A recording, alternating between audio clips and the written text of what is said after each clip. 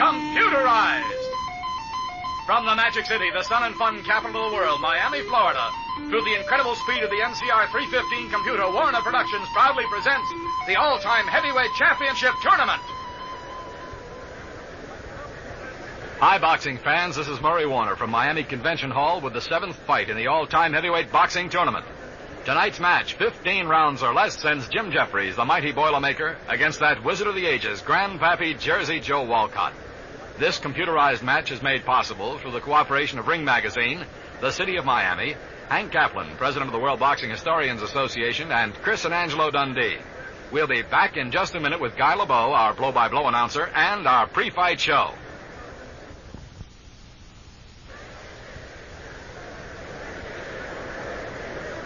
Now, here's the guy who'll be bringing us the action, Guy LeBeau. Thank you very much, Maury Warner. Good evening, ladies and gentlemen. This has to be one of the toughest fights to figure out of any that we've had so far, in my opinion. Will Jim Jeffries, with his tremendous power and ability to withstand punishment, take Walcott out of there? Or will Jersey Joe, who has quite a punch of his own, dazzle the Boilermaker with his more modern style and perhaps outbox him? Walcott's a 7-5 favorite. Our odds maker, Jimmy the Greek Snyder of Las Vegas, says. And 6 of the 10 men on our panel of experts pick Walcott. We asked Joe himself how he thought a bout with Jeffries would have gone. I think I must say this first. I think the modern-day fighter, I think, has every advantage over the fellas back in that era. I think the fighters of today have a little more know-how, a little more skill, and much more ability, and better developed. I think I could do very well against him. I think I could win. Well, it's not likely that Walcott is going to tire Jeffries out. After all, the Boilermaker could go the distance. He boxed 3 20-round fights, a 23-rounder and a 25-rounder against Jim Corbett. Big Jeff took a licking for 22 rounds and then knocked Corbett out in the 23rd, and what a man he must have been. Jeffries retired undefeated, just as did Rocky Marciano, except that he made the mistake of coming back. That was the big mistake. And Jack Johnson, the Galveston Giant, knocked him out. The only defeat of the Boilermaker's career. Jim Jeffries, a 6'2½" for tonight's fight, weighing 225 pounds. And what a figure of a man, built like a concrete block. He only had 23 pro fights, you know, but what a bomber he was. He knocked out 16 of the 23. He won the heavyweight championship from Bob Fitzsimmons in the 13th fight of his career. Walcott's an entirely different fighter in that he fought 11 years before he won a title. Now, this was a man who didn't quit, though. Jersey Joe went 15 rounds to a decision with Joe Louis and knocked the Brown Bomber down, but still lost. He lost to Louis again and once to Ezra Charles before he took the crown from Charles. Joe won 30 by knockouts in 67 fights, so you can see he wasn't exactly a cream puff puncher. He was a two-fisted hitter with a left hook right out of the book and a solid right cross. Unlike Jeffries, Walcott was a good defensive man and a quality counterpuncher. You know, Guy, there's some question about the one loss that Jeffries did take, and we asked Jess Willard about it. Jim Jeffries, a great, big, rugged fellow, a hard fellow to beat. Of course, when he fought Johnson, he was gone. He's all out and a sick man. Before he went into the ring, he was sick. And he tried to get in condition, but his whole system wouldn't stand up under it. Jeffries, in his prime, he'd lick anybody. He did. He licked everybody and held the title for several years. Jeffries is 24 years old for this fight, while Jersey Joe Walcott is 37. He won the title at 37 and nearly became the only man in history to knock off Rocky Marciano at age 38, one of the most unusual careers in ring history. Marciano has a lot of respect for Walcott. We asked The Rock about it. Jersey Joe Walcott was a great fighter the night I fought him. I'm very proud to say I beat a great fighter on that particular night. I would like to say that Jersey Joe Walcott taught me many things, showed me he had guts and courage and durability and all of the things that make up a great professional. I want to thank Jersey Joe Walcott for bringing out the best in me. I really didn't know I had that much going for me until I fought a Walcott who made me come from behind, come from the floor to win the title in an impressive style. All right, how would you predict a Walcott-Jeffries fight? I guess I guess Jeffries has a little bit of the edge here in that he has practically become a legend. But just on the image of what we know today, I think you might have to say Jeffries. That's a really interesting analysis, and here's what Hank Kaplan, former president of the World Boxing Historians Association, thought of Jeffries. Jim Jeffries was one of the strongest of the heavyweight division. This guy was a real bull. He was a hard puncher. He was a guy who could take it till the cows came home. And I mean take it. A lot of his fights reflect his ability to take it for many, many rounds. And then suddenly he would erupt in the later rounds and knock his opponent out. He was the kind of a guy who could come on after taking a serious beating and still have the power to knock out a highly classed heavyweight. Jack Kearns had an interesting observation about Joe Walcott. Joe gets set, give you that little shuffle, feint you with that left hand, and bomb you with that right hand, and he'd hurt anybody. Now, ladies and gentlemen, we'll be right back here to Miami Convention Hall for some more expert predictions and comments about tonight's fight.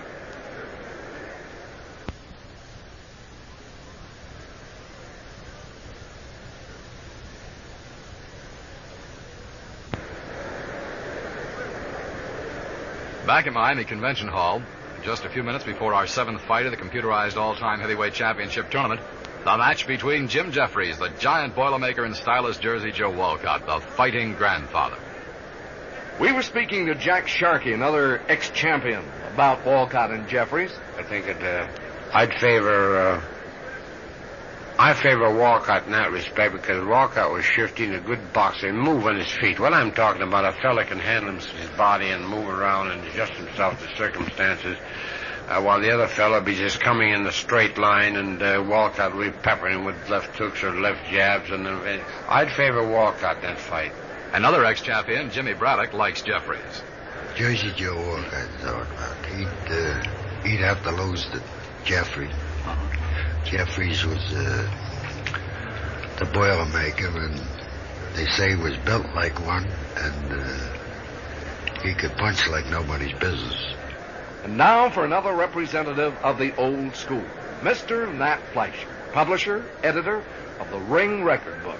Jim Jeffries was one of the toughest men in the heavyweight division of recent years.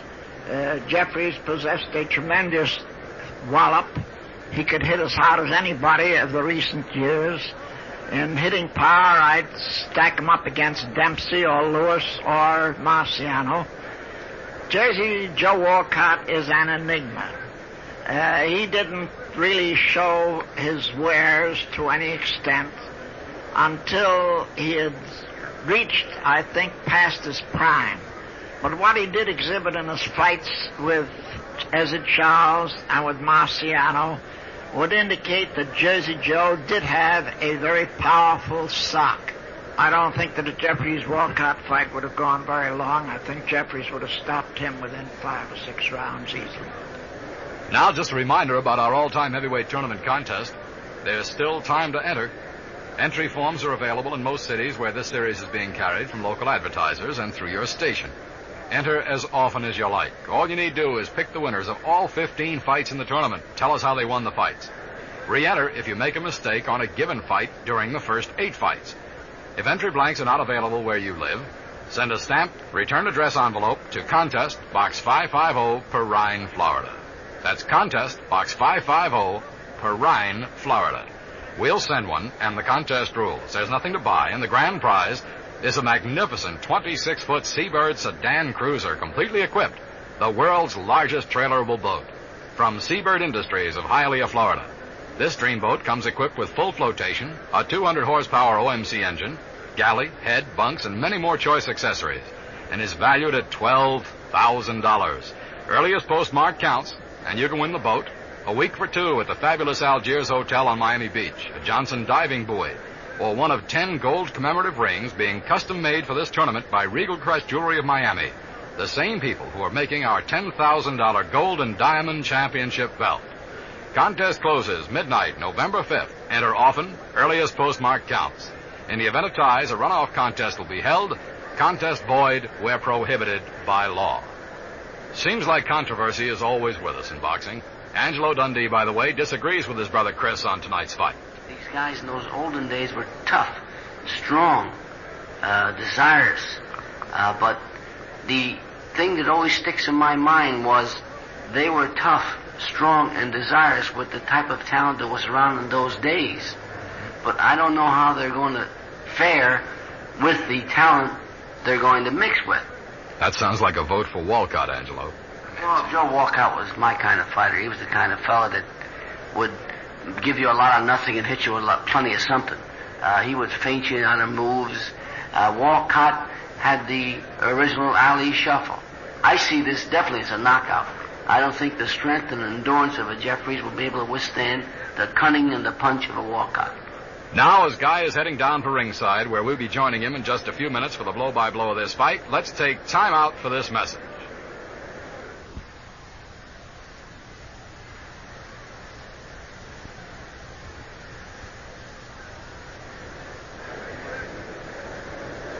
Once again tonight, our Miami Convention Hall has a capacity crowd for this dream fight as we get ready for this 7th fight in the preliminary round of the tournament. Jersey Joe Walcott, a great gentleman, great fighter, and the Boilermaker, the man who seemed indestructible during his fighting career, Jim Jeffries. The great Joe Louis had an interesting comment about tonight's fight. Hey, Walcott about as smart as any fighter in the ring, so I would think he'd have a chance anyway. When you say smartest, ring-wise? Ring-wise, yeah. You know, he moves. You got all good moves. You got good moves in the ring. You know, and he can make you do things that you didn't want to do. You know, make you start a punch and you know, and he probably may be 10 or 12 feet from you, and you make you start a punch. You know, make you start a punch at him. And he had no idea of coming in on you, but he make you think that he's gonna come in on you, so you make you get ready to make you move that throw a punch something that you think coming in. But Walcott is very smart. I guess it's pretty clear then how our fight shapes up. Jim Jeffries, the mighty Boilermaker, never beaten until he came out of retirement, coming in with his clubhouse style, throwing crushing punches, but without much style or generalship, against Joe Walcott, an older man who fights with all the wisdom and resourcefulness of experience.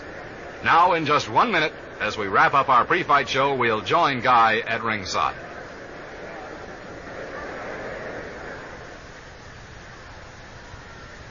Now, down at ringside, looking around Convention Hall here in Miami, there are just no empty seats as you might expect. This crowd is looking forward to a great battle, of course, between Walcott and Jeffries, as our NCR 315 computer churns away, digesting hundreds of thousands of items, and in 300 billionths of a second will decide each punch of this fight. A while ago, we heard Rocky Marciano predict how he thought this fight would come out. He picked Jeffries after telling us how great Walcott was. Here's what The Rock thought of Jeffries. Jim Jeffries was the man that was the strong Boilermaker, the man that probably was the strongest of any heavyweight of all time in body makeup, a man that I guess had condition and strength and durability. I guess it's on that basis, then, that Rocky picks Jeffries to win tonight. I think we should remember, too, that Jeffries is not likely to be worn out by Walcott's tactics, no matter what they are, because Jeffries was used to going 20 to 25 rounds of head-to-head slugging back at the turn of the century. Here's referee Ruby Goldstein now up in the ring, leaning over the top rope, kidding around with some of his friends at ringside. The great Ruby has refereed some of the finest title fights in history. Naturally, we're particularly proud that he is the third man in the ring for this mythical tournament. Here's Jersey Joe approaching the ring. No doubt about how the crowd feels about him. Joe looking calm, imperturbable, but probably not feeling any of those things. Joe has a reach at 74 inches, the best punch, a left hook. His right cross is regarded as darned effective, too. He's a two-fisted attacker and a fairly good defensive fighter using the Walcott shift, now occasionally called the Ali shuffle when Cassius Clay puts it into play. Joe does counterpunch fairly well. He comes into the ring tonight at 194 pounds. Here he is, smiling a little at something his manager and trainers have said to him as he climbs into the ring. Walcott looking out at the crowd now. There's the cheer that must mean one thing. Here comes Jim Jeffries. Jeffries climbs onto the ring apron, his manager, Bill Brady, making that "you first" gesture as Jeffries climbs through the ropes, looking just like a concrete block, square, hard, solidly muscled. Tough to believe that anything could hurt him. Running down the record on Jim, his best punch is slamming left to the body, and he likes to land right hands to the body, too. He's a crouching club-type fighter, by the way, who innovated that style, but you'll probably see him use a number of stances tonight. He can be hit, but seems impossible to hurt.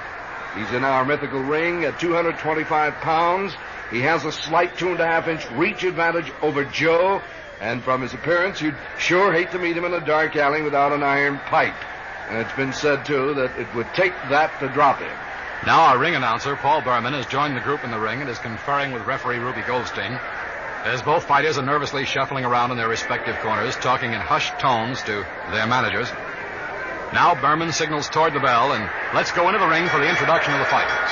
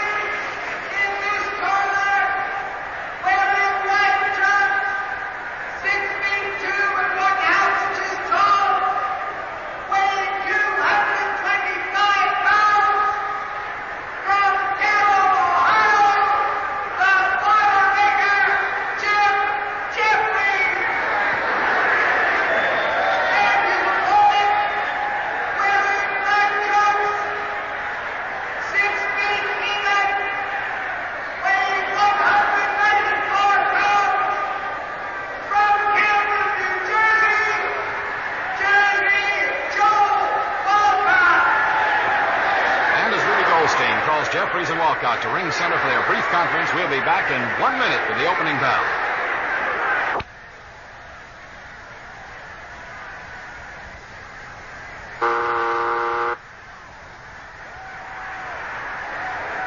Jeffries, a huge man, standing calmly, looking across the ring at a Walcott face expressionless. Walcott on his feet shuffling slightly. There's the bell, and here's Guy. Thank you very much, Murray Warner. Good evening, ladies and gentlemen. Jersey Joe Walcott coming out to face the famous Jim Jeffries.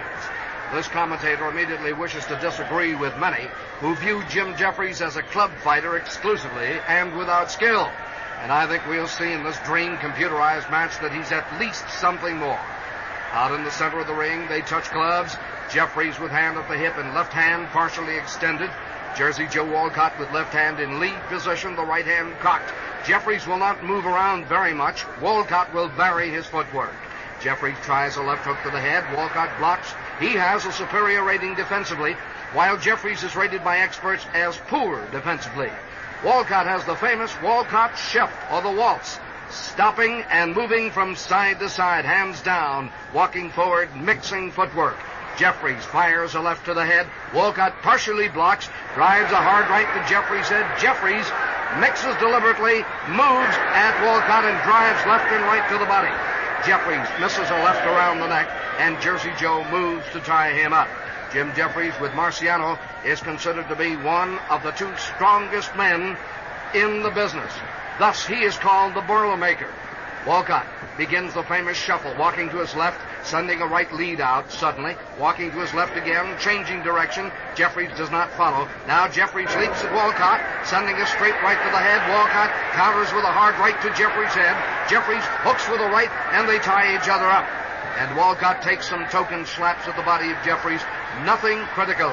Jeffries does not fight much inside. Referee Ruby Goldstein is the great referee in the ring tonight, and he slips over to arbitrate. And I notice that Mr. Goldstein has grown a bit since his boxing days, mostly around the belt. On the break, Jeffries does not wait for the Walcott shift. He drives straight to Walcott's midsection, hooks a left to the body, charges his huge chest, against the smaller Walcott. They barrel him to the ropes. Walcott hooks a left to the head, hooks to the body from the left, misses the chin of Jeffries in close, and Jeffries sends a straight right to the face of Jersey Joe Walcott.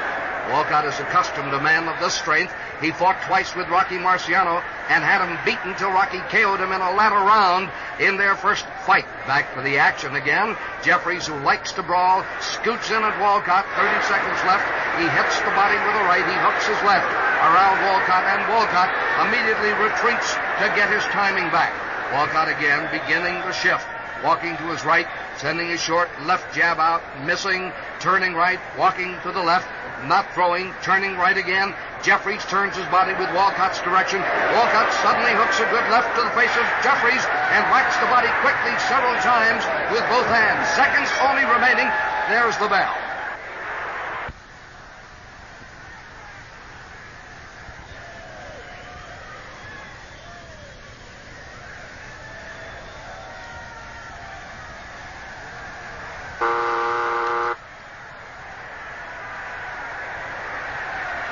Both Walcott and Jeffries careful and unhurt in round one. No really tough punches were thrown. Walcott flurried briefly as round one ended. There's the bell, and here's Guy. We already saw the Walcott shift, and now the crowd wants to see the Jeffries they heard about. The burly, two-fisted Jeffries stalks out to the center of the ring, but looking more like a fine, tall, broad, all-American football tackle. Walcott is well built, too. Jeffries circles as Walcott begins to shift left and right. Jeffries throws a left hand. Walcott flicks it off, fakes the left. Jeffries pounds a Boilermaker to the body, and Walcott will always wonder, I think, why he only faked that left. He should have let it go. Jeffries was willing to be hit anyway to get his shot in. Walcott wobbles off to the side. Jeffries, with short steps, moves immediately forward. The left hand churning in front and the right held steady. Jeffries has a good reach of 76 and a half. Walcott is at 74. Walcott still moving, sidewards, backwards, sidewards, a little bit backwards. Now leaps into Jeffries suddenly, hooks a powerhouse on the nose, but Jeffries, without blinking, rips his own left to the head of Walcott. Walcott still firing, lands a right to the face quickly, and eludes a left thrown at the body as he leaves Jeffries bleeding. He's bleeding. He retreats immediately, and the crowd really comes alive at Walcott's bravado with this two-fisted giant. Jeffries is bleeding at the face. Jeffries follows Walcott to the far side, sends a left lead to the head. Walcott does not return fire. Jeffries fakes his right, sends his left hard to the head again. Walcott sets for the counters, and again lands hard on the face of Jeffries, who is bleeding, as I've said, and then ties Jeffries up. Jim Jeffries has the distinction, by the way, of giving every fighter he ever beat a second chance at him. This is regarded unique in boxing annals. At the center of the ring again, as Ruby Goldstein takes them there, Walcott breaks, lands a straight right at Jeffries' tall head. He misses. Jeffries lands a left to the mouth, left and right to the body, and he has hurt Walcott, and Walcott dances away. Jeffries tries to follow, moves forward a bit faster. He has cornered Walcott so he can't shift or move from side to side. Walcott has to stand there and fight. He exchanges left hook and right to the head with Jeffries. Jeffries has not yet, though, I think, put the true dynamite to his weapons. Jeffries bleeds from a Walcott hook to the nose. Jeffries is wild with a right to the body as he flurries. Now he lands a hard left to the midsection of Walcott, hooks Walcott to the face. Walcott, known as a fine defensive boxer, may now be able to tell us more about Jeffries' power than I can tell you. They clinch at the ropes just above me. Walcott sends a soft left to the head on the break. Jeffries sends a light right to the body. Seconds remaining. Walcott blocks a left at the head, ducks back from a left, which misses to the body. Jeffries is a member of the Boxing Hall of Fame. Walcott sends a short hook to the face, and I think now we've learned Jeffries can't exactly be hit with everything. The bell.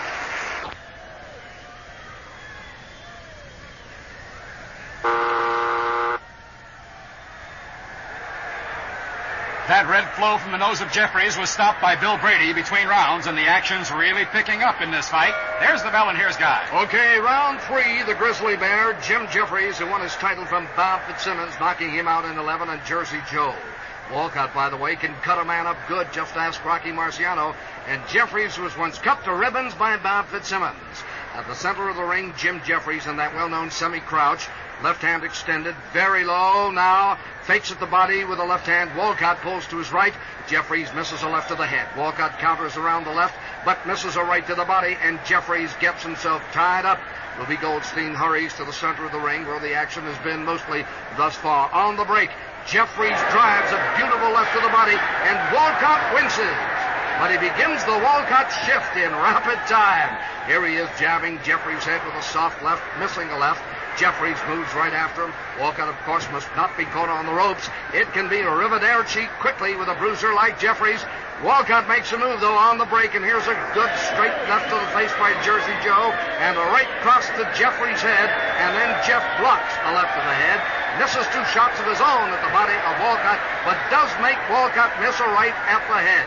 But Walcott sends a good hard hook to the face, and Jeffries is bleeding. He is bleeding, but didn't seem at all to mind the power of the blow. Jeffries, as we have mentioned, once was cut to shreds by Fitzsimmons, but still beat him, while every single knuckle on Bob's hands were broken at the end of the scrap. Ruby Goldstein is here to arbitrate the clinch, and we're ready again. By the way, this bout is coming to you from Convention Hall, Miami, and the 10-point system is in use. That means the loser gets up to 9 points, the winner 10. Jeffries back in that crouch he often fights in, advances on Walcott again, hooks a good left to the body and hard, blocks Walcott's left to his body. Jeff tries to bull Walcott to the ropes, but Walcott delivers left and right to the head, quickly pumps a left from a stride away, and begins the Walcott waltz. Now he is really moving in a fancy gait across Jeffries' path. First in one direction, then the other, and sometimes flicking his left to the face as he does. Jeffries a little bit irritated. He was not hurt by the bomb that broke up his face again. Now, Jeffries busts a high hard one on the head of Walcott, and Jersey Joe has to call for a clinch. But Jeffries won't give him the respite. Jeffries still on the move. Won't allow himself to be tied up. Jeffries whacks the body. Jeffries blasts left and right to the head. There's a wicked left to the body by Jeffries, a right to the jaw by Jeffries, and apparently Jeffries' most feared single punch could be the right to the jaw. And I must say Walcott has flirted with that from time to time. His best bet would apparently be to box and at considerable range, and that's what he's trying to do right now as he comes off the ropes. Joe, a fine throw, though, may even be testing Jeffries' power. I don't know. Here in the third round, with only seconds remaining, Jeffries at work again. Jeffries rips the body at the belt.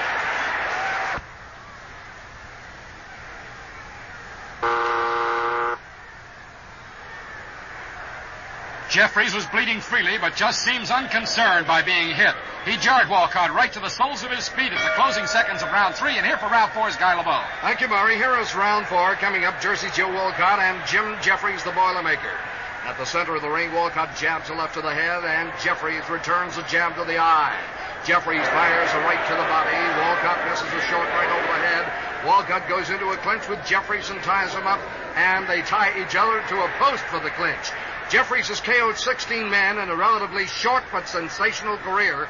Walcott has been a long campaigner, so long, in fact, he spans 2 generations. He beat Phil and Harold Johnson, father and son, in separate decades. Now back at ring center, Jeffries in that semi-crouch, moving pretty fast to the side. Advances now on Walcott, fires a wicked hard left hook to the head. Walcott misses a left hook, misses a shot at the body, and Jeffries pounds the head again with a solid left, and each time Walcott shudders at the knees. Why would Walcott miss a Jeffries so often? I imagine because after being rocked by a Jeffries blast, he's bound to be off balance or hazy at least. Walcott again, feinting a left, jabbing with the left, not moving as much now. Now he turns southpaw for the moment, switches back and rips the face with a beautiful 1-2 combination, and Jeffries is bleeding again, this time from the eye. Walcott has a river started there. This time he goes back to the eye attack. He smells the possibility of a TKO.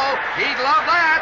Jeffries carries the right higher now. His right eye is bloody, and he wants the clinch and wants it badly. And referee Goldstein speeds to the man this side of the ring to break them up. Jeffries comes right in off the clinch. Walcott is trying to pick his shots and aim for the eye. He jabs a left there, but takes a wicked blast at the body from Jeffries' right. Jeffries pounds Walcott's chest, and Walcott is thrown back by the force of the blow against the ropes. Jeffries rips the head with a left. pounds hard at the body. Walcott, who can hit, is in harm's way, though, but still has the presence of mind to counter with a hard right to the head, and as he goes into a clinch, wraps the body close with both hands. A great rally, though, by Jeffries. Some thunderous hitting, but Walcott still stands. How, I don't know. And referee Goldstein goes to break them up. Jeffries' opponents have gone 9 rounds on average, which is a longer route than for most of the champions in this tourney, but possibly his slugging is not as accurate. Coming off the clinch across the ring, Jeffries has to spin a full turn with a moving Walcott, who jabs to the head. Does the Walcott shift? Taunts Jeffries to return the right, but instead, Jeffries rips that big right left hand to the head, and Walcott just barely makes the block on that big club and immediately falls to another clinch.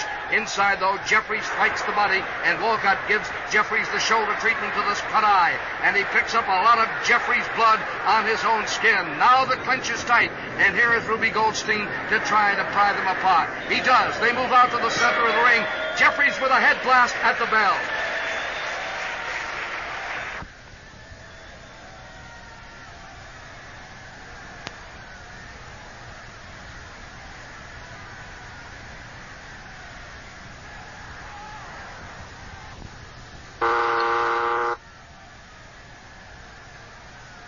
Jeffries really hurt Walcott in round 4, landing solidly with both hands, but the Boilermaker's face has 3 places that have been cut.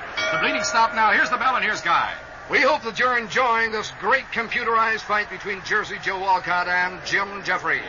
Walcott has drawn blood of Jeffries a couple of times, but Jeffries has drawn Walcott's strength. Still, Walcott is a well-conditioned looking athlete, a fine broad shoulder, little suppression at the hips, legs not too brawny but fast. Walcott misses a hook over the head. Jeffries misses a right hand. He hits with a grazing left hand to the mouth of Walcott, and Walcott falls into an immediate clinch. Referee Ruby Goldstein breaks them up at the center of the ring. And swiftly from the break, Jeffries fires 2 rights to the body. Jeffries can be very fast in spurts, and contrary to popular belief, he not only has boxing style, I've seen him use 3 different stances and styles in one fight. He's strong as a herd of bulls. Out to the action again. Walcott, out of a tie-up, jabs the head. Jeffries cracks the body with a good right. Walcott still walking back and forth in the shift. Suddenly rips a right to the body hard. There is a gorgeous left hook to the head by Walcott, and Jeffries is mad about fighting the stalking man. Jeffries comes back. Here he drives a right to the body, and immediately Walcott favors a clinch again. Jeffries tries to work a hand free, but cannot do so successfully. Now they're parted in the corner to my right. Jeffries, who can really get mad in the ring, though being a good-natured fellow, once knocked Bob Fitzsimmons out cold seconds after Bob said something to him. What he said, we don't know. Walcott now finds himself too near the ropes for comfort. He immediately goes into another clinch, working himself around now so that he can move out the ring center as Ruby Goldstein pries them apart. Here's Jeffries moving in and in close quarters with a hand free, wraps the body. Walcott working free again, hooks the head twice, and goes immediately into another clinch. He is going to set the tempo for this bout. At least that's what he's thinking. On the break, Walcott misses a left over the head of Jeffries, who leaned way back to avoid the blow. And look out! Jeffries bounds Walcott's head with a terrific left hook. A straight right to the jaw by Jeffries. Walcott has to back off or fall off. The crowd is roaring. Both men are exceptionally popular. They have large following. Walcott wants the clinch. Jeffries knocks Walcott's grasping hand down. Whacks the head again with left and right, and Walcott is down. Walcott is down. Here's the count. 3, 4. He'll get up all right. He's rising. 7. He is up. He went down from a brutal head attack. He looks shaken, but his eyes are clearing. I can see him clearly just a couple of feet away. Ruby Goldstein cleaning off his gloves, and now Jeffries champing at the bit, and the referee signals, let's go.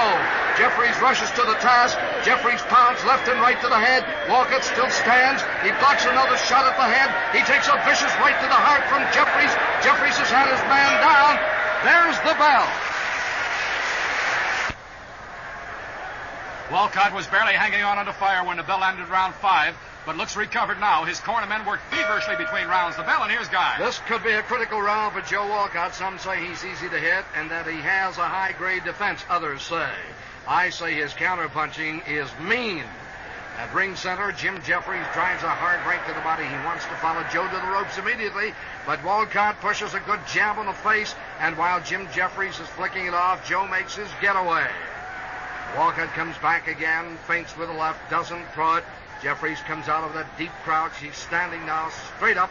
Incidentally, Jeffries invented the crouch in boxing, they say, but he can fight in any style and often shows 3 different ones in any given fight. Walcott moving from side to side, takes a hard right to the body.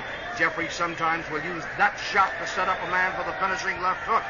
Walcott moves away. Now Walcott moves in, sends a straight right to the head. That was a nifty shot, and the crowd cheers. Game Jersey Joe. Jeffries misses a jab at long range. His left hand now is held high. Walcott misses a hook, and Jeffries leaps to him. It was a mistake for Joe. Jeffries is in there, now pounding the head with left and right, and goes into a clinch again, but jams the body with short hooks. So Walcott gets no help from the clinch whatsoever, and Jeffries got everything going his way. Referee Goldstein working now. He hasn't seen much action lately, but he will, you better believe.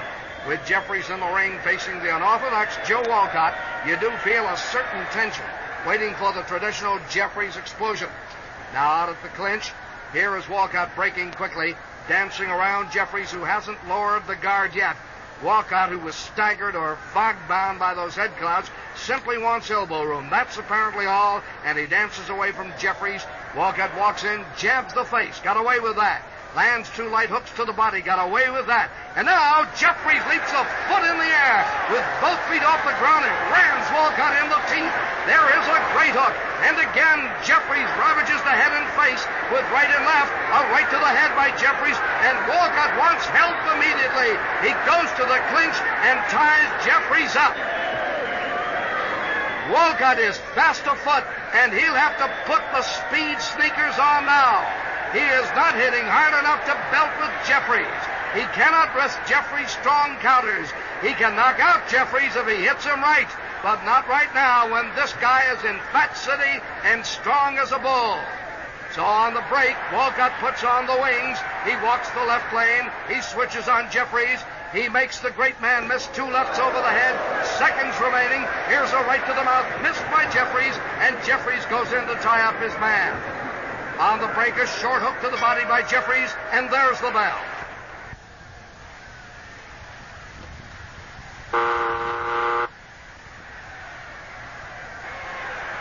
Jeffries kept the pressure on Jersey Joe in round 6, pounding both head and body, while Joe had to land softies defensively. There's the bell, and here's Guy. Thank you, Murray Warren, and our computer is doing something about telling us about the staying power of Jersey Joe Walcott.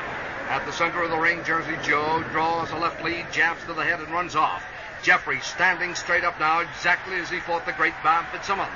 Walcott jabs the head again, menaces the right, walks away, as Jeffries misses a left over the head. Sometimes it actually seems to me as if Walcott is jesting in these maneuvers. They're so offbeat. Jeffries moves on Walcott, misses a left to the head again, and Walcott, taking advantage, pops a light right to the body, but Jeffries beautifully pulls up the left and drives it hard to the head of Walcott, and they move into a clinch immediately. Walcott commanding that ship for the moment. Referee Ruby Goldstein gets him apart and out to the center of the ring. Jeffries has always been one of the most fiercely popular fighters in the business. In fact, he's been giving boxing exhibitions on stage. Back to business go the men again. Jeffries a little more huddled this time in that deep crouch. Walcott using the fabulous Walcott shift. Here's Joe going to the left, suddenly popping at the body with the left and lands. Walcott is throwing nothing hard. What he is throwing couldn't make Jeffries sweat at this time. Jeffries advancing on Walcott near the ropes. Walcott dances away and out of range. Jeffries rushes him to try to counter him. He gets him, rips a hard left to the midsection. Walcott is out though, and whacking the head with the left hand as he says bye-bye to that scene. Joe is not making the fight. It is Jeffries who is. Jersey, though, is a clever tactician who picks his shots, and Jeffries is a target for a left hook. Remember that. They're tied up now across the ropes. Jeffries pumps both times to the body as he wiggles one hand free, and you get the feeling he's going to break down the rib cage of Jersey Joe yet. Walcott screws his body down tight to reduce the target, and he is wincing. I can clearly see that. Finally, he manages to secure the flailing hands of Jeffries, and now they are tied up indeed. Referee Ruby Goldstein to the scene. By the way, Walcott's family is at the arena. His son wants to follow Dad in his boxing career. At the center of the ring again after the break, Walcott again speeds back and forth in front of Jeffries. Big Jim carefully plods in forward, trying to time himself to Walcott's shift. Now he leaps at Joe. The timing's good. He rocks him with a hard left hook to the head, a right to the face, and Joe just slipped that blow a little bit, or his head would have come off for sure. Walcott swiftly dancing around Jeffries, hooks his own left to the head, no power. He's on the move. He jabs to the nose, jabs at the head and lands. Jeffries fires a straight right at the body, a hard left to the midsection, and they are knotted. Jeffries simply does not mind anything Walcott is throwing. Some say Walcott is easy to hit, but I'd say Walcott can be hit, but the punch is always losing something on the landing. Seconds only remaining in this round, and there's the bell.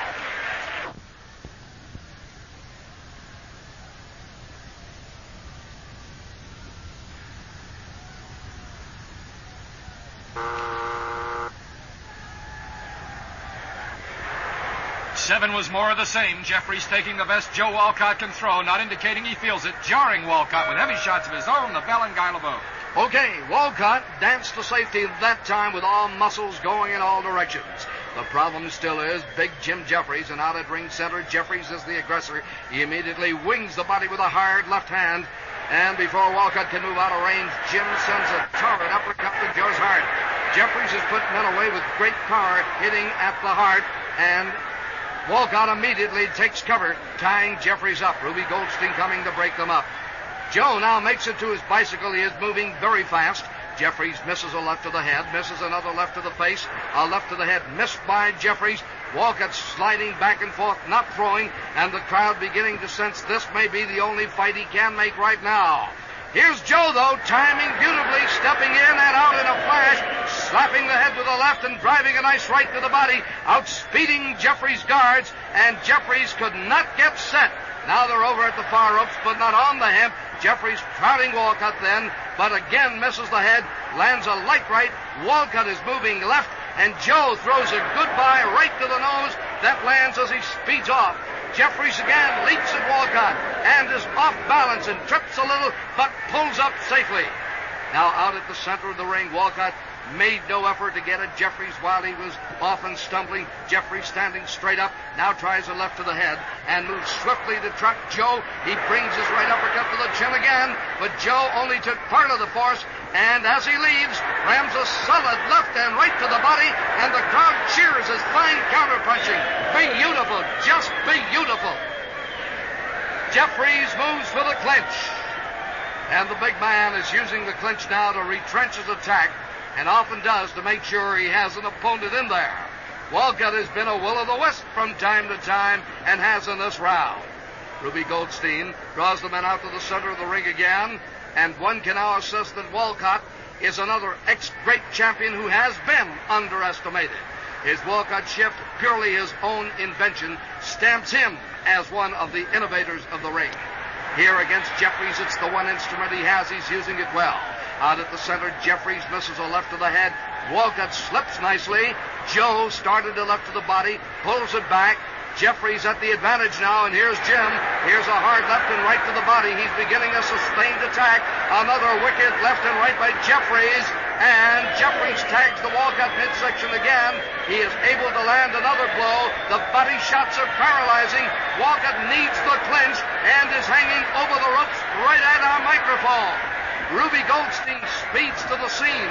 The men are taking an extra break, I think, as they are moved back to the center, and on the break, Jeffries jabs lightly on the head. Walcott hooks to the head and keeps his body out of range. Jeffries feints the right at the bell.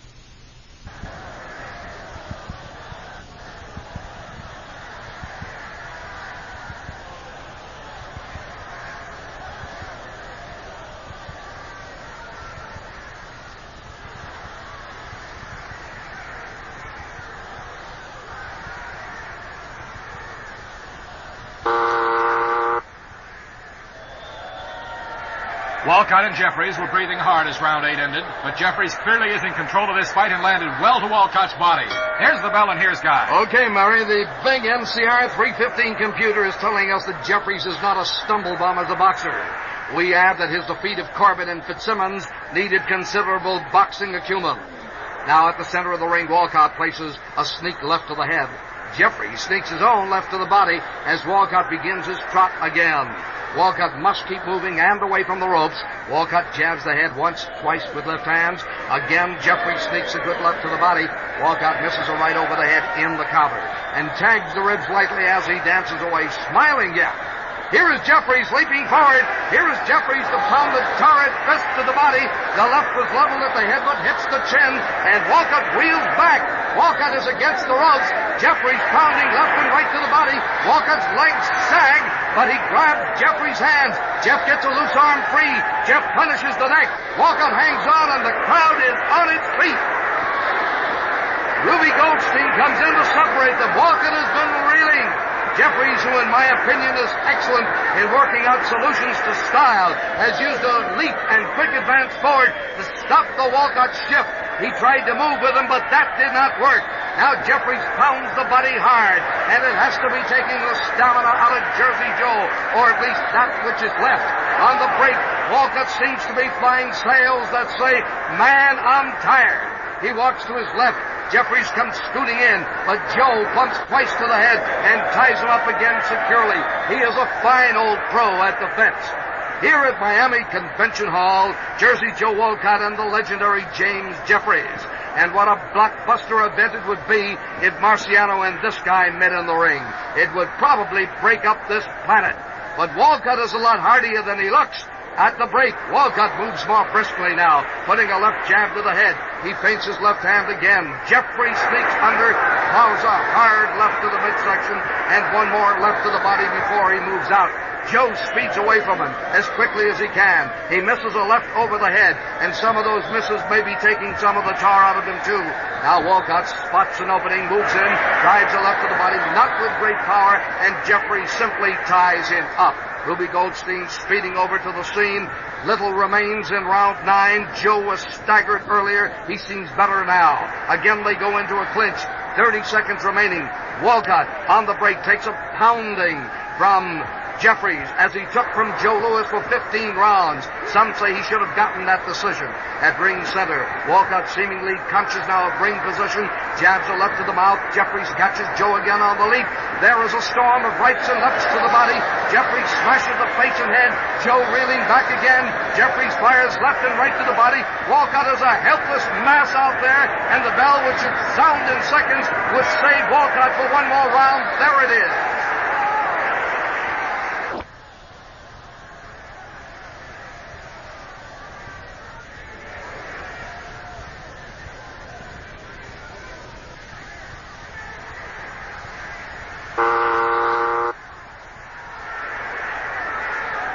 Jersey Joe was badly hurt in round 9, and the bell bailed him out. He looks tired and hurt. Jeffries calm and sure in his corner. There's the bell and here's Guy. Okay, Murray, it's just a matter, I think, of how far can this guy really go.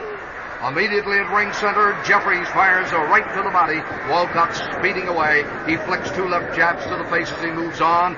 Jeffries misses a right to the body. Jeffries is in a deep crouch now with the left hand held extraordinarily high, apparently wishing to be near Walcott's head at all times. Jeffries rips a left to the head. Walcott blocks 2 lefts to the head which follow. Walcott is a very serious gent in there, in deep trouble in the last round. He has to stay away from those ropes. He moves back and forth. Jeffries leveling those fists at him, rocking back and forth on his heels, and looking so much like a giant steamboat motor. Jeffries feints the right. Walcott dances away, throws left and right at Jeffries' head, and Jeffries ties him up. Ruby Goldstein gets them apart. Walcott moves back toward the ropes. He's in deep water. He has been scoring with jabs and hooks here, but he does no damage that appears to be discernible. Jeffries misses the right again, but sends the straight left to the body of Walcott. Walcott finds it hard to block that. In the Walcott shift to the left, his hands are sometimes not in perfect blocking position. Walcott dances back with an oof framed at his mouth. Jeffries leaps at him. Jeffries pounds a hard left and right at the body. Walcott hurt again by those bursting bombs. Walcott Walcott in defense pumps a left in the eye of Jeffries, who is bowed slightly, but Walcott is the target now. Walcott takes crushing lefts and rights to the midsection that hurt. Walcott hangs on to Jeffries. Jeffries pulls him into the ropes. Joe is pounding Jeffries' head as they fall back toward the ropes, and they're tied up again with everybody in the place standing up. Walcott simply cannot take much more. Ruby Goldstein is out there to separate them. He has said something to each as he separates the men at ring center. Jeffries beginning again, feints with the right. Walcott moves back slightly. Jeffries shoots a hard left to the body. Walcott is a sitting duck. He's hurt. He's hurt. Jeffries hooks a left to the head, a right to the jaw. Walcott is now defenseless. He's through. I'm sure of that. He is through. There's a right to the face, a right and left to the jaw, and Walcott is down. Walcott is down in a small huddle. Walcott is down. The count is 5, 6, 7. He can't make it. 8, 9, 10. Walcott is out. Jersey Joe Walcott has been knocked out by Jeffries. He took an inhuman beating for several rounds, stood all he could.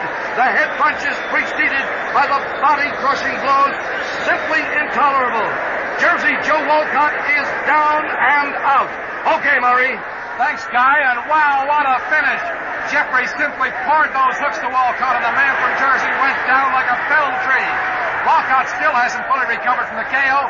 Ring position and referee Ruby Goldstein are in the corner with him, and with his seconds. Joe was very wobbly when they helped him to the corner.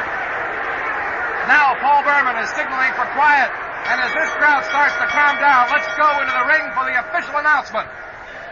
Ladies and gentlemen,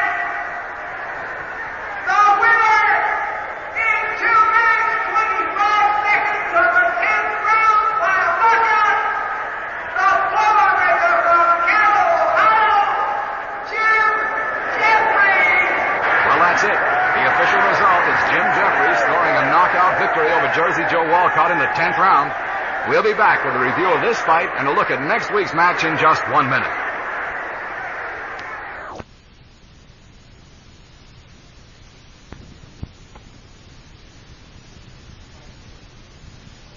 Fight staged anywhere at all. Guy, as long as two guys with courage and strength and skill are around, we've always the chance of a great fight. And I'm sure that at this point, almost the halfway mark in our tournament, we're perfectly safe in saying you ain't heard nothing yet. Okay, then let's take a look at this excellent fight tonight. Jersey Joe Walcott, a fine fighter and a guy who gave all he could during his entire career. But tonight, running into one of the biggest guns and toughest fighters the ring has ever seen. At the moment of the knockout in the 10th round, it was Jeffries' fight all the way, although both men did start cautiously, obviously feeling each other out. From the 3rd round on, Jeffries was in complete control. I don't think there's any doubt about that. Jersey Joe was just unable to land hard enough to make Jeffries really exercise caution. And without any great finesse, or not too much, Jeffries simply banged away till he put Jersey Joe away. Joe never seemed to recover from those solid shots to the head and body in the 3rd and 4th rounds, in my opinion. And the knockdown in the 5th taught him that he just could not stand toe-to-toe with the Boilermaker.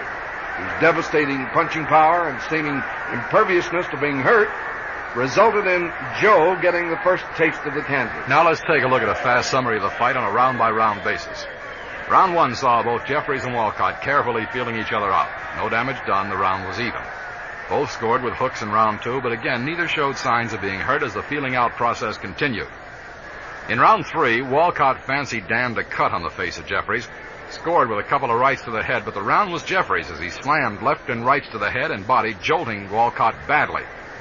Walcott landed some solid jabs and a couple of lefts to the head in the 4th, opening another cut, this one over Jeffries' eye, but again, the more solid punches were Jeffries, and his hooks to the head and body won him the round despite the cuts. Round 5 pointed the beginning of the end for Jersey Joe, as he and Jeffries stood toe-to-toe and Walcott landing his best shots. His Sunday punch couldn't get the big man off the dime. And finally, Jeffries drove Walcott down for an 8 count with repeated headshots. From the 6th on up to the 10th round, Walcott took almost unbelievable punishment. Badly hurt in the 6th round as Jeffries landed solid lefts to the head and dropped to the body with hard right shots that were scoring very well. 7th round, more of the same. Jeffries kept up the pursuit, landing with just about everything and just about everywhere. Jeffries eased up a little bit, understandably, in the 8th round, landing well, but seeming to take a breather. The belts just didn't have as much steam in them in the 9th round as well. Jeffries then came out for the kill and belted away with both hands, hurting Walcott repeatedly. He had Jersey Joe hanging on, trying to survive. And in that fateful 10th, the gunny man from New Jersey just had taken all that he could. Jeffries finally ended it when Goldstein told 10 over the fallen Jersey Joe. And so, Jim Jeffries moves on to the quarterfinals of this tournament, where he'll meet the winner of next week's battle between Cassius Clay and Max Schmeling. Now, we'll be right back to Miami Convention Hall with more expert opinions.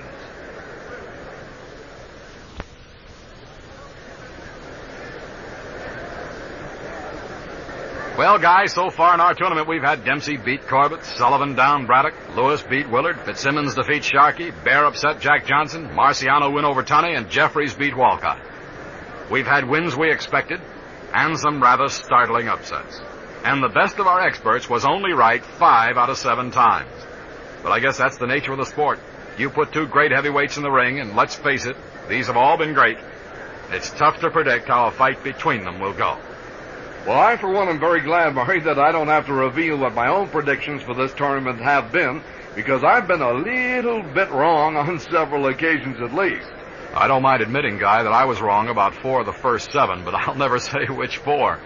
I don't feel too badly about that, though, since most of our experts were just as wrong as I am. Let's look back at how the experts picked this fight. The odds were set, making Walcott a 7-5 favorite, and our panel was pretty well split. 4 picking Jeffries, 6 going with Jersey Joe. Walcott seemed pretty confident that he would win. Again, I say if the fight was within a range of 15-round fights, I think I could do very well against him. I think I could win either by knockout or by decision. Jess Willard picked Jeffries. I think Jeffries is in his prime. He'd lick anybody. He did. Rocky Marciano picked Jeffries, too, but Rock didn't sound that positive about it. Just on the image of what we know today, I think you might have to say Jeffries. Jack Sharkey liked Walcott. I favor Walcott in that respect because Walcott was shifty and a good boxer and move on his feet, while the other fellow be just coming in the straight line. Jim Braddock picked Jeffries. Jersey Joe Walcott, he'd have to lose to Jeffrey. Nat Fleischer, solidly in Jeffries' corner. I think Jeffries would have stopped him within 5 or 6 rounds easily. Angelo Dundee picked Walcott. I don't think the strength and endurance of a Jeffries will be able to withstand the cunning and the punch of a Walcott. Next week's fight, and this is the last one in the first round of our computerized all-time heavyweight championship tournament, should be another great one, and a controversial one. It matches 2 of the most argued-about fighters of all time, the mighty German Max Schmeling and Cassius Clay, Muhammad Ali, the sensational Louisville Lip. Angelo Dundee, who trains and manages fighters in Miami Beach's 5th Street Gymnasium, has helped us immeasurably, as you know, in putting together this computerized all-time heavyweight tournament. This gave me the opportunity to ask Angelo some pointed questions about Muhammad Ali, whom he trained and managed also briefly.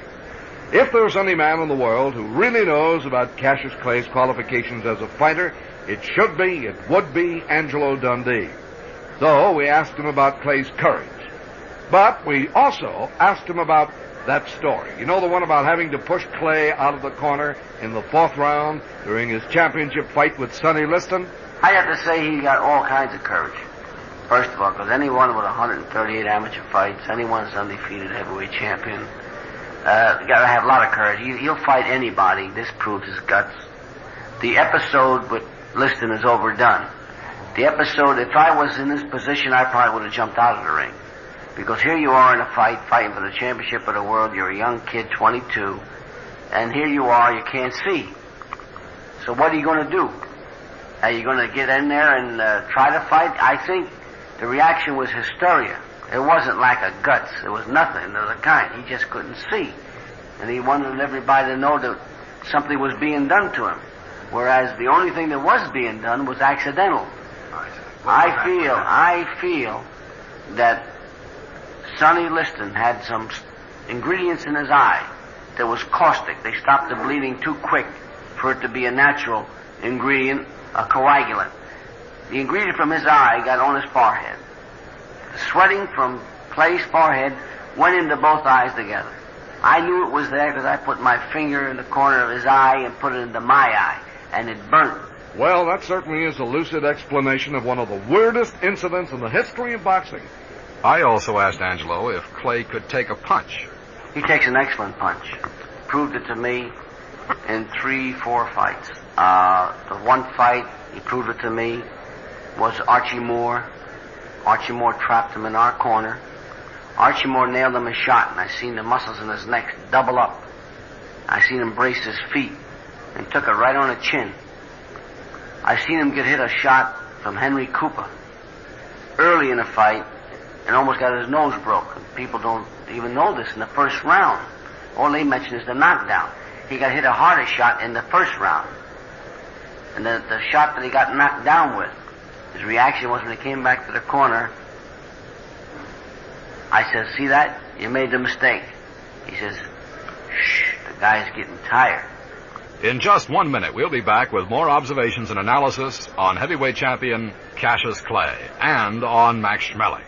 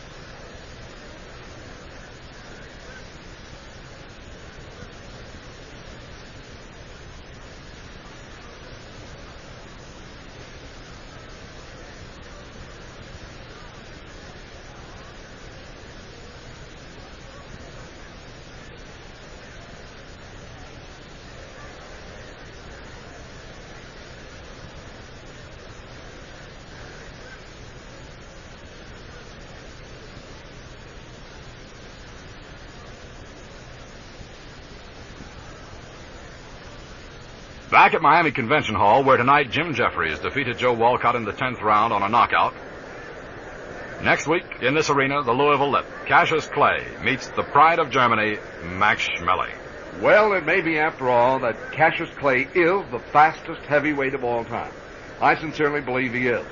Surely he's as well-conditioned as anyone in this tournament. He has blinding hand speed. He is enormously fast at the feet. He is so quick that he fights with his gloves at his waist often, almost daring his opponent to hit him. Cassius is unbeaten in 29 professional fights. He has 24 KOs to his record. He is a striking figure of a man. He stands 6'3", 211 pounds, and just 22 years old as he enters this tourney. But can Muhammad Ali take a punch? Maybe we can answer that question next week. We know that Max Schmeling can deliver a punch. Schmeling knocked out Joe Louis, the Brown Bomber, in 1936, the only man ever to knock Louis out in Joe's prime. Max was an 8-1 underdog that night. He's a 2-1 underdog next week against Clay. You know, Max Schmeling had stamina, too. Remember, it was the 12th round before he got around to Joe Louis. And staying power has always been one of Clay's fine points also. So this really should be a great match. Schmeling could hit. In 71 fights, he had his opponents down 53 times. A top-notch counterpuncher, Schmeling can really hit with the right hand to the head and with his left hook, too. He fights all styles, stand up, in a crouch, and he'll need that to stay with Clay. I asked Clay about Schmeling. For Louis beat Max Schmeling, one of his greatest fights. Schmeling was big and slow and awkward and fat and out of shape, and he just stood there flat-footed and let Louis punch him. When he got up, he didn't move, he didn't run, he just stood there and let Louis punch him. You can't compare these fellows with me. You just might as well face it. None of these fellows could touch me in the ring. Angelo Dundee has a little more respect for Schmeling. Max Schmeling was a good, cute fighter. He would give you the bob and the weave and look to lead you into a right-hand shot. I seen the fight when he knocked out Louis. He'd throw a left lead to the body, and Louis would come in, and he would nail him with the right hand. He must have been a tremendous puncher. He was a very good feiner. He made good moves. He made moves where he trap you.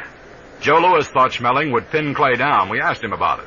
I would have to pick Schmeling, because I think that he would eventually catch Clay, because Clay keeps his hand down an awful lot, you know, and it moves against the ropes and just gets somewhat tangled up into the ropes, and so I would have to pick Schmeling. Rocky Marciano, he's undefeated as Clay is, but for a longer time, of course. He's impressed by Clay's speed.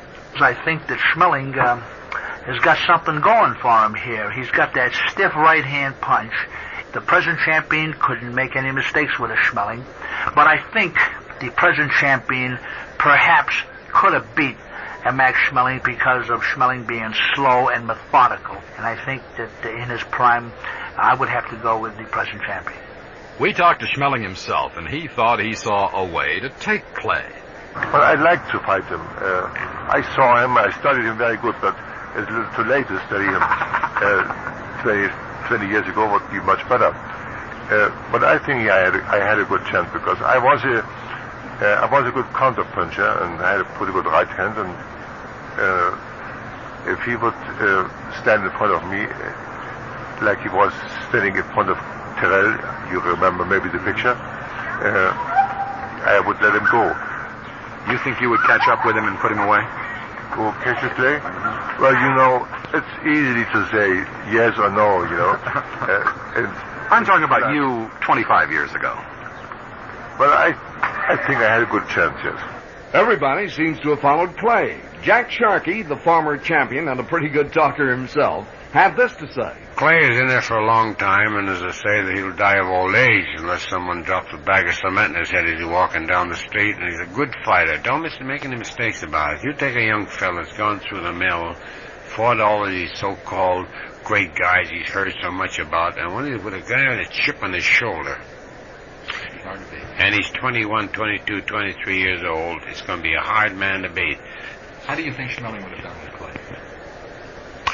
I think Clay would have beat him easily. Schmeling was a forward fighter, so he'd be running into Clay's left hand. Jim Braddock liked Clay, too. Well, I think Clay was a little too fast. We'd have to look to see a little more study on Clay if anybody corners him and see how he'll come out of it. He's not been cornered yet. Mm-hmm. You see, he's the type of fellow, he's so fast. For a heavyweight, his speed is phenomenal. Nobody's ever been that fast as a heavyweight. And he more or less tires the fella out just chasing him, because the other fella's tensed at all times looking to punch him. Matt Fleischer, publisher of Ring Magazine, was one of the experts who went with Schmeling. He said, in his career, he would probably have knocked out Clay before the end of the 15th round. But Joe Walcott was equally confident that Clay would win. Well, this would be a terrific fight. I think Clay is the greatest heavyweight champion we've ever had. I think he boxes as well as any champion we've ever had, and I think he knows what he's doing while he's in that ring. However, you must admit that Schmeling was a terrific puncher, and he too knew what he was doing at all times in that ring, and a good boxer. I would be inclined to think that I think the present champ would win a decision. In all, 6 of our ring experts picked Clay, 4 picked Schmeling. Clay is a 2-1 favorite, and we'll be back in just a minute to wrap up tonight's action.